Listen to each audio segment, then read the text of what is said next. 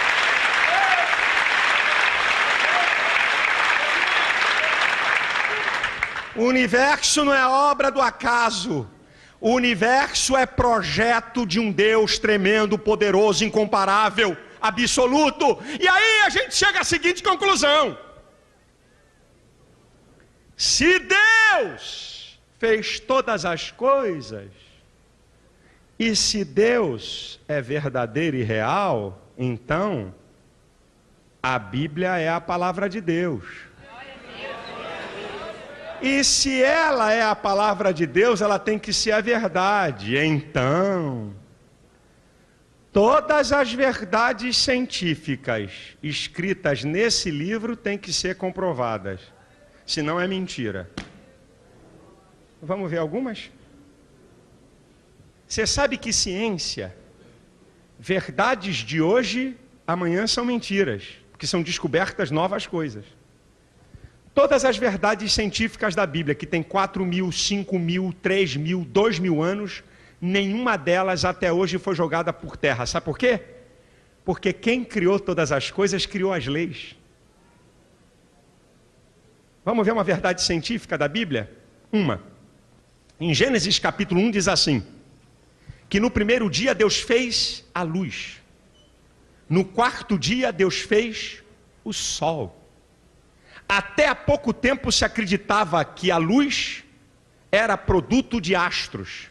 Mas a moderna cosmologia comprovou que a luz é uma unidade mais antiga e independente dos astros. Esse é um dos mais fantásticos insights da Bíblia sobre a ciência. A Bíblia declara há mais de 4.000 anos que a luz, ela não vem do sol nem de astros. A luz é uma unidade independente mais antiga que o sol. Verdade científica da Bíblia. A outra verdade que está em Gênesis 1, que eu já falei aqui, que a Bíblia declara a partir do versículo 11, se eu não estou enganado, cada um segundo a sua espécie. Já falei, verdade científica da Bíblia. Você quer ver uma outra verdade científica da Bíblia? Dita há 2.700 anos aproximadamente. Isaías 40:22 diz que o Senhor está assentado sobre o círculo da terra. Lá no original, lá no hebraico, é usada essa palavra, que Deus está assentado sobre o círculo da terra. Há 2.700 anos atrás já se falava que a terra era redonda. Você quer ver uma outra? Que conversa é essa de dinossauro há 70 milhões de anos? Irmão, que negócio de pré-história. Isso é balela, isso é teoria evolucionista. Que dinossauro há 70 milhões de anos? Vai ler o livro de Jó, capítulo 40, a partir do versículo 15. Fala de dinossauro, porque só o dinossauro move a cauda como cedro. No texto, traduzido para o português, fala de um animal grande, um animal gigante. Mas o animal gigante, um behemoth, como está traduzido no texto de Jó, capítulo 40, a partir do versículo 15, descrevendo esse animal. Quem te falou de pré-história? Quem te falou que essa datação é certa? Quem falou isso, irmão? Isso é coisa de evolucionista. Você quer ver um show de ciência na Bíblia? Abre comigo 1 Coríntios capítulo 15. Agora é show de ciência. Abre aí.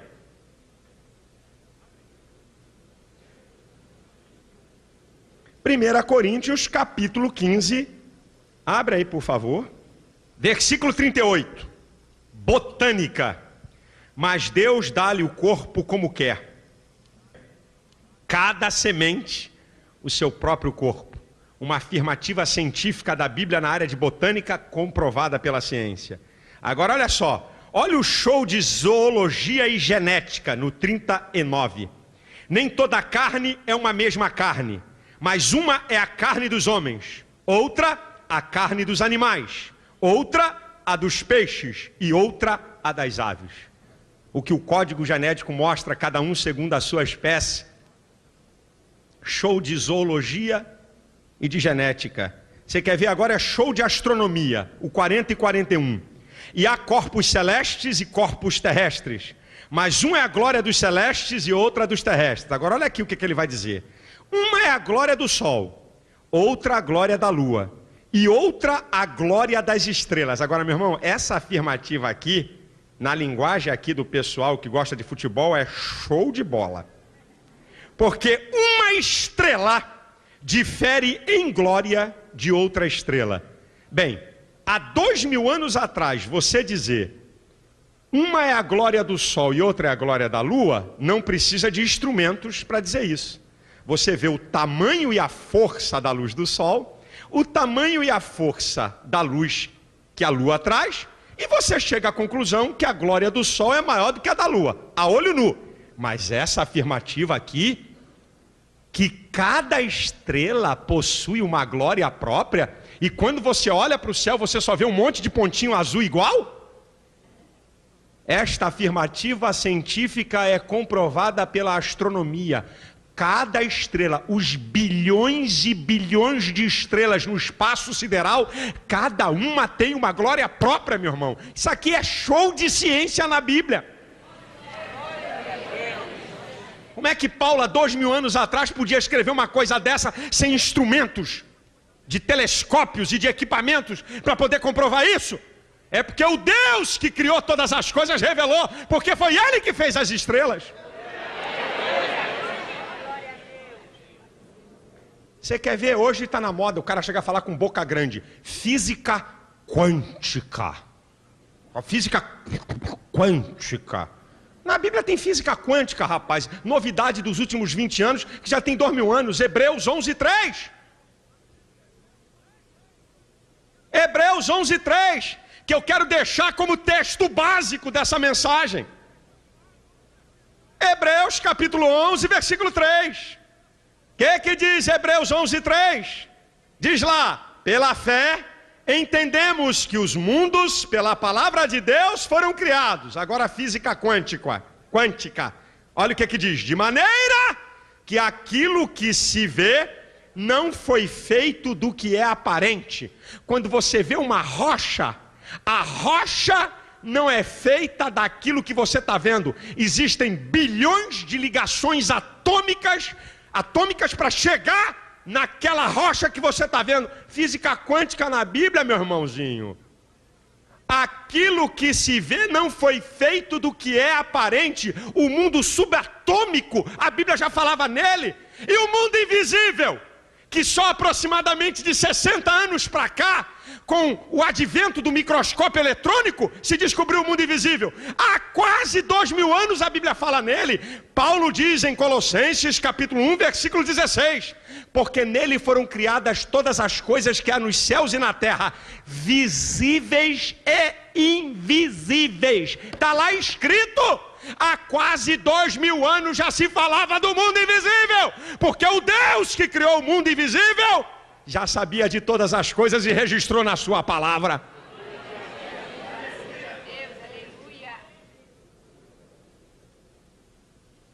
Eu podia continuar, porque a Bíblia tem um show de ciência, onde nenhuma verdade científica da Bíblia foi contraditada até agora.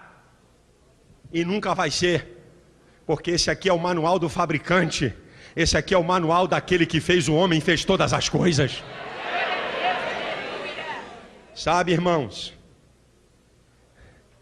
se você tentar submeter o postulado evolucionista, os principais postulados evolucionistas, se você quiser testá-los ou observá-los, você vai ver que é uma fraude.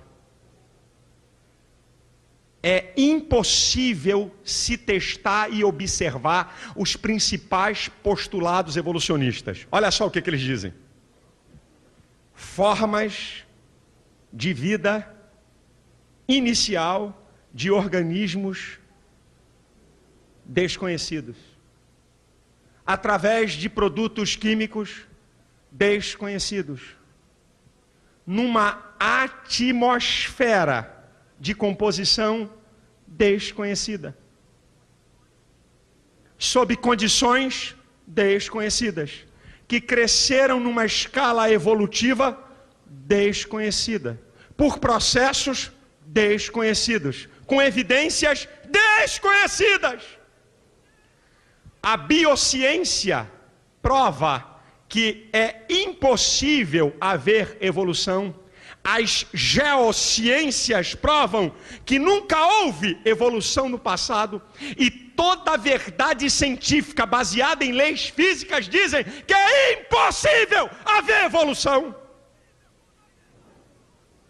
O que está em jogo, meu amado, é se você crê num Deus onipotente, tremendo, poderoso, que criou todas as coisas, ou se você crê na onipotência da matéria. E me perdoe dizer para você, você vai ter que ter mais fé para crer na evolução do que para crer na criação. Porque o camarada, para crer que houve evolução, ele tem que crer que a matéria inorgânica é a mãe de todas as coisas. Ele vai ter que crer que de maneira aleatória tudo isso surgiu.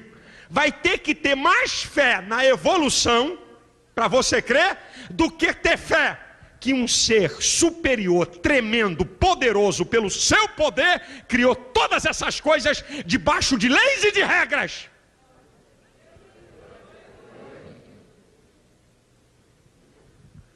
Sabe, irmãos, sabe que essa visão da evolução, uma visão materialista, sabe o que ela trouxe para o homem? Sabe quais são as consequências dessa visão materialista? Primeiro, consequências da visão materialista. Diz que a realidade final é a matéria. Não existe Deus.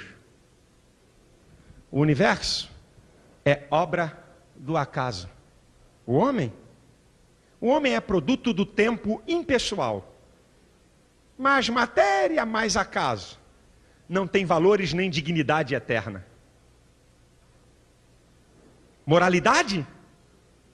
Cada um tem o seu próprio padrão moral. A moralidade é relativizada. Você tem as suas escalas de valores conforme o seu interesse. Pós-vida? Morreu? Findou-se. Acabou. Sabe quais são as consequências?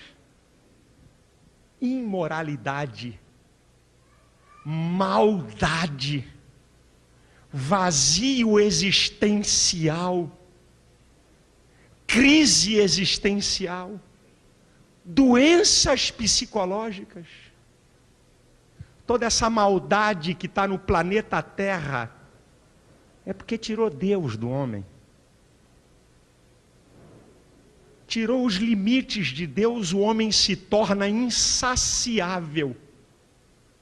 E quando ele se torna insaciável, ele é capaz de fazer qualquer coisa, porque afinal de contas ele não tem que prestar conta com ninguém, porque ele é produto de alguma porcaria, de alguma matéria. Agora eu quero dizer para você que a visão criacionista, ela também traz algumas coisas. A primeira, que o universo não é obra do acaso. Existem 3 propósitos definidos por Deus para a criação do universo. O primeiro deles, lá em Colossenses 1,16, na última frase diz que tudo foi criado por Ele e para Ele.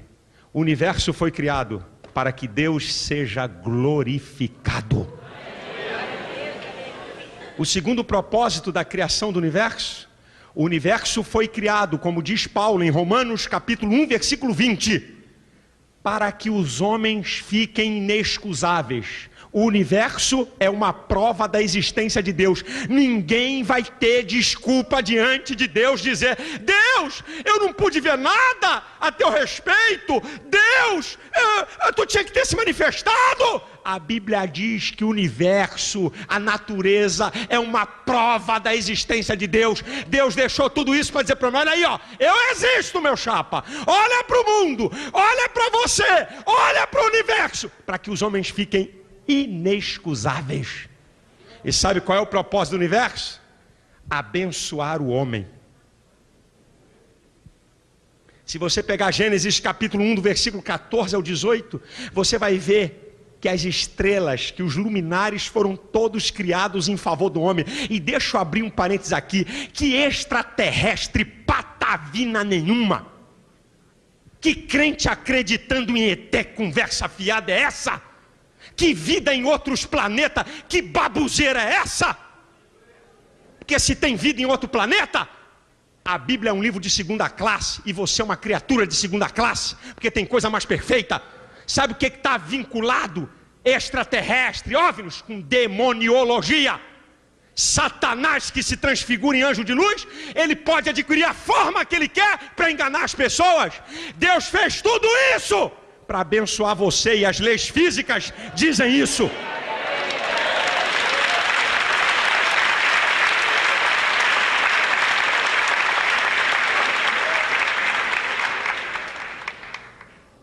O homem não é produto de tempo impessoal. Sabe o que é o homem?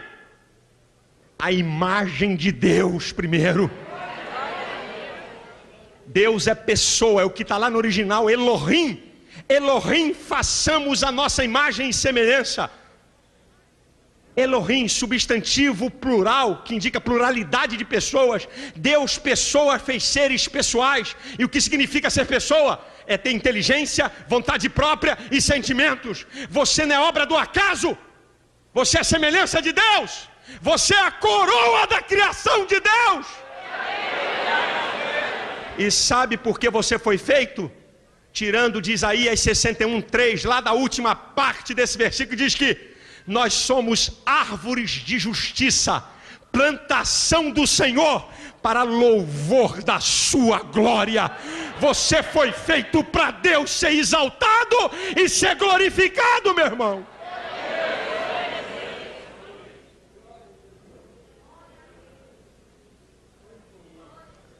Pós-vida, para a evolução, que são os materialistas, morreu, acabou. Na Bíblia, qual é o textuário da Bíblia de João 3,16? Porque Deus amou o mundo de tal maneira que deu o seu Filho unigênito para que todo aquele que nele creia não pereça, mas tenha a vida eterna.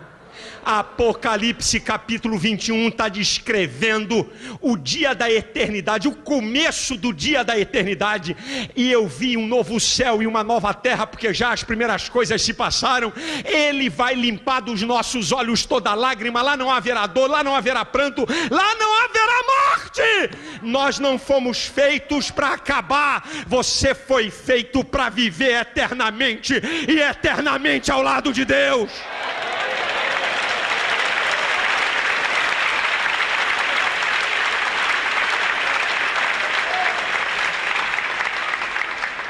A realidade final é a matéria. Segundo os materialistas, os evolucionistas, a realidade final é Deus. O Salmo 19 diz: os céus manifestam a glória de Deus, e o firmamento anuncia as obras das suas mãos. O Salmo 24 diz: do Senhor é a terra, a sua plenitude, o mundo e os que neles habitam. Jeremias capítulo 32, versículo 17 diz: ah, Senhor Jeová, tu fizestes os céus e a terra com teu grande poder e com braço estendido, coisa nenhuma te é maravilhosa. A realidade final é Deus. O Salmo 86, versículo 8 e 10 diz: entre os deuses não há semelhante a ti, nem obra como as tuas, porque tu és grande e opera maravilhas, só tu és Deus. O Salmo 89, versículo 13 diz: porque tu tens um braço poderoso, forte é a tua mão e elevada é a tua destra. O Salmo 33, versículo 9 diz: falou e tudo apareceu, mandou e logo tudo se fez. E eu repito Isaías 45:12: eu fiz a terra e criei nela o homem, eu o Senhor o fiz, as minhas mãos estenderam os céus e a todos os seus exércitos dei as minhas ordens. Pastor, como é que tudo isso é sustentado? Bilhões de planetas, bilhões de estrelas, não tem choque. E atenção, vem um planeta contra a Terra. Ai meu Deus, tomara que o sinal fecha para a gente passar, senão nós estamos ferrados. Vai ter uma colisão. Tudo está sustentado. Hebreus 1:3 diz que ele sustenta todas as coisas pela palavra do seu poder.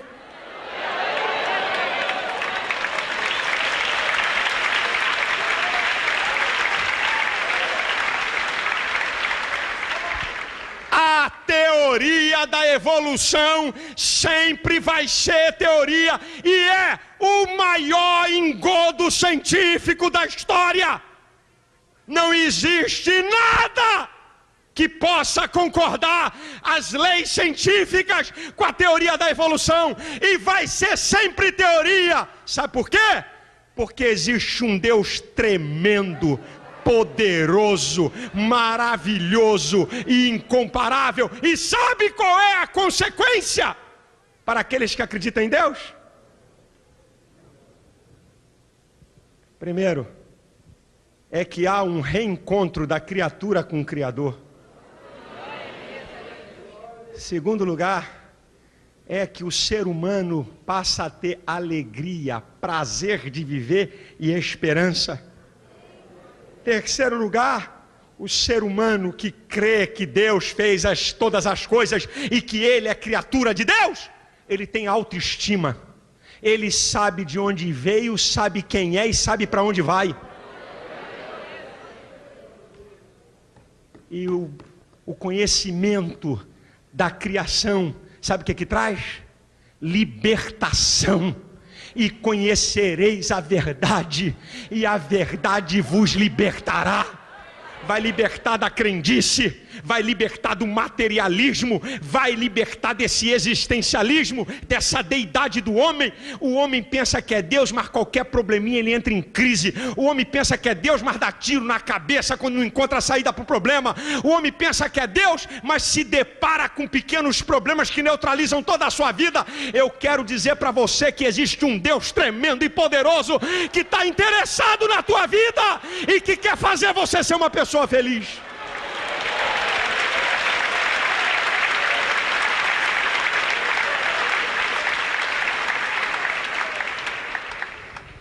Se existe um Deus poderoso como existe, eu acho que nós temos que fazer igual a Paulo. Paulo está escrevendo o livro de Romanos, ele dá uma parada. Ele dá uma parada para uma adoração. Ele está mandando ver no livro de Romanos, não tem moleza não. Aí ele chega no capítulo 11 e diz assim, vou dar uma parada aqui. Vou parar de dar uma exortação para me voltar para Deus. Aí ele escreve Romanos 11 a partir do versículo 33. Ó profundidade das riquezas como da ciência de Deus. Quão inescrutáveis são os teus caminhos e quão insondáveis são os teus juízos. Quem compreendeu o intento do Senhor? Ou quem foi o seu conselheiro? Quem lhe deu primeiro para que depois lhe seja recompensado? Porque tudo é dele, por ele e para ele. Glória, pois, a ele eternamente. Amém. A Deus seja glória. Ele é digno de glória. Ele é digno de adoração. Ele é digno de ser louvado. Ele é digno de ser glorificado. Porque ele é o Senhor absoluto.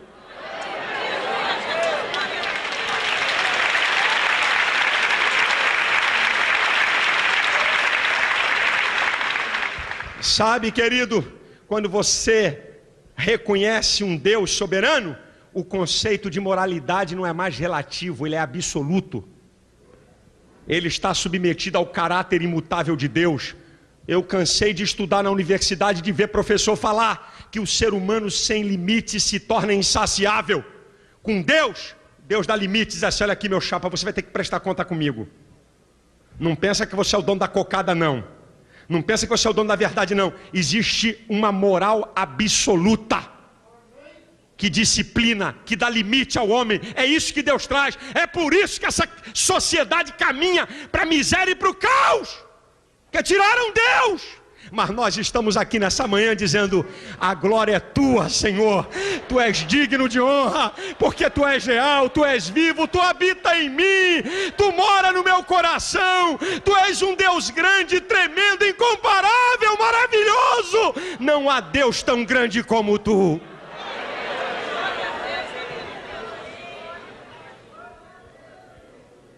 Você tem que fazer uma escolha.